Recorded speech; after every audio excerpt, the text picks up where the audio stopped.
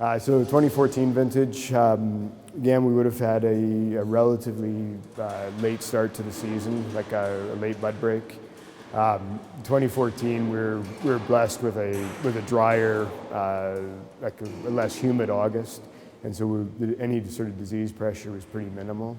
Yeah, in terms of botrytis or sour rot, we would have had some powdery mildew, which a few issues in some Chardonnay blocks, and this would be my excuse now for why Chardonnay was a little bit low.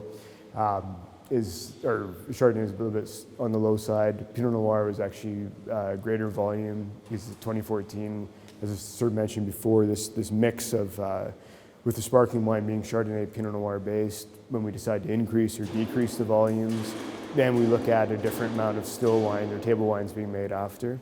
So 2014, we would have basically pushed the sparkling program down a bit in order to free up some Chardonnay for still wine. And that also meant we had more Pinot Noir in this case, which is, for us, is great because we were able to use a few vineyard blocks that we haven't used for still wine for quite a while because they've been basically designated for sparkling. Nice to see a different expression in the vineyard, like a slightly different vineyard site, a little more neutral, like a flat vineyard. So it's sort of added another set of flavors into the wines. The harvest period, we would have started sort of around 5 September, something like that, and the last pick would have been, if memory serves me, around the 8th of October, something like this. And they would be, if you want, a relatively typical season from that perspective. Warm growing season though as well, in terms of sort of that July-August period. We would have had good heat accumulation.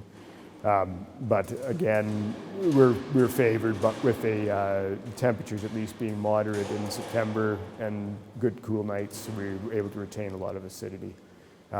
So 2014's, I would say, is an exciting vintage. With the Pinot Noir and actually even the Chardonnay as an example, we've sort of changed a little bit of the aging of the wines in the cellar. We're actually looking at a little bit longer evolution in barrel. Whereas in the past, we would have always made sure we had 100% of our wines bottled prior to vintage. With the 2014, like the Chardonnay as an example, we would have bottled after harvest. And in the case, this is after harvest of 2015. And what we would have looked at is a little bit longer aging time in both stainless steel and oak barrels for Chardonnay. Just right now, I'd say we're trying to maybe rush things a little bit less, just sort of letting the wines evolve as they should. What we're doing is basically trying to find a balance between being safe and trying to push the wines to their greatest potential.